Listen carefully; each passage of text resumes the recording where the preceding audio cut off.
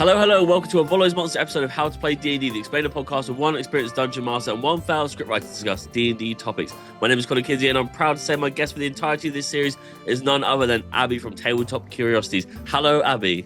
Hello. Hello, thank you for returning. I didn't have a choice. If the listeners, little secret behind the scenes, I am a captive. So yeah, you're a captive. You were the one who thought of the idea. Amazing. All right, well, so this week's monster episode, what have you selected? So this week we are doing the Deep Scion. Let's get to it.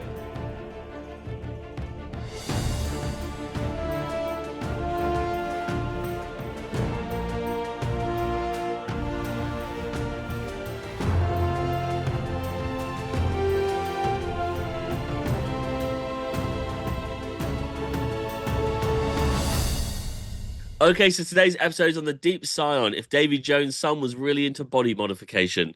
Abby, I've been told to fill my boots. Other than saliva, what is a good sauce to fill them with? What am I doing? I think you're at an all-inclusive holiday, no? Oh, Fill your boots, lad. Get up there. Go on. Whatever I want. Any sauce. Yeah. Any sauce. All right. Why did you pick the Deep Scion? Oh, I think these guys are super cool. They are a bit weird, like all the ones we kind of end up picking for this series. They're a little weird, but they are very flavorful. I think if you were anywhere near a kind of sea theme, which is very popular these days for campaigns, these guys would fit in really well as like a horror aspect or even a story aspect.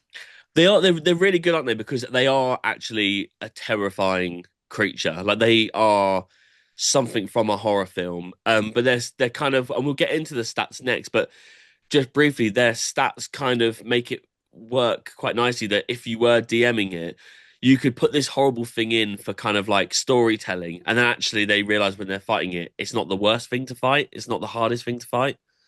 Yeah, I'd agree with that.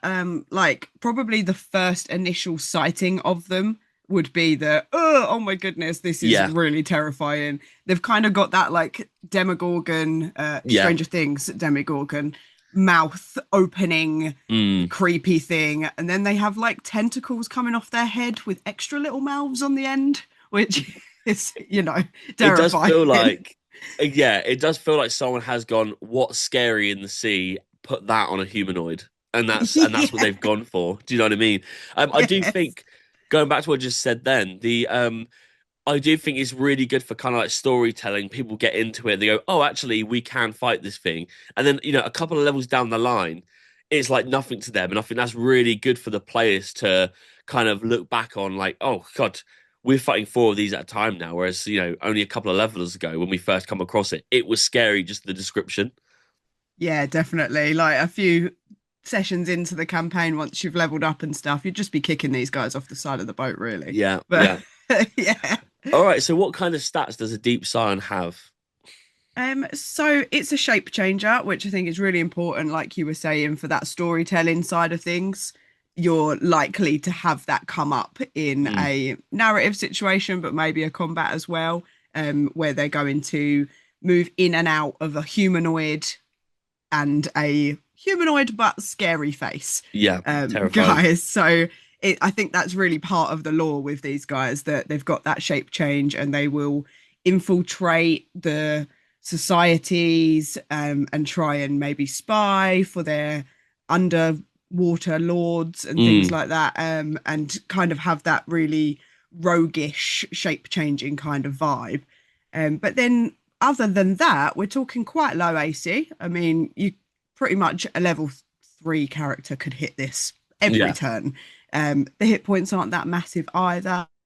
And then we're talking really, it's a humanoid. When it's a human, it's got a weapon attack. When it's in its scarier Deep Scion form, it's got a claw, a bite, nothing completely crazy, other than a psychic screech action. They can only do it once, short or long rest. So this is your big scary, I'm having my moment, and they can basically stun anyone within 30 feet. But even that, it's a low DC, so it's not the craziest fight. It's more about the situation that's going to have got you there, probably. It does feel like from its stats and its abilities and moves is that it's kind of like you're surprised that it's kind of in the room you. It's like an infiltrator, like a rogue, like you said.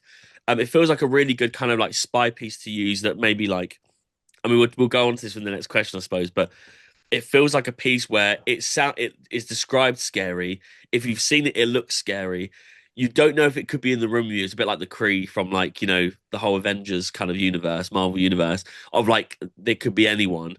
And then its abilities and attacks kind of are like to just defend itself to get out the situation rather than like a full, one versus the party. Yeah, I don't think you'd put one of these as like a big villain, but it would be that like what is happening? Maybe you then need to chase it down and find out where it came from. Yeah. And it's yeah, a bigger story to it than just a scrap. Yeah. All right. Well, we've kind of described it, but like, how does a DM use that in their game? So yeah, they're very much spies sent from the deep sea. So you are talking they're under, I think they might even be undead potentially. Hmm. Because I think there's been like some sort of, no, not undead, but shape changer. So there's been some kind of ritual applied to them. Yeah. So that's a story in itself that you can mess around with as a DM. That there's some weird sea rituals going on.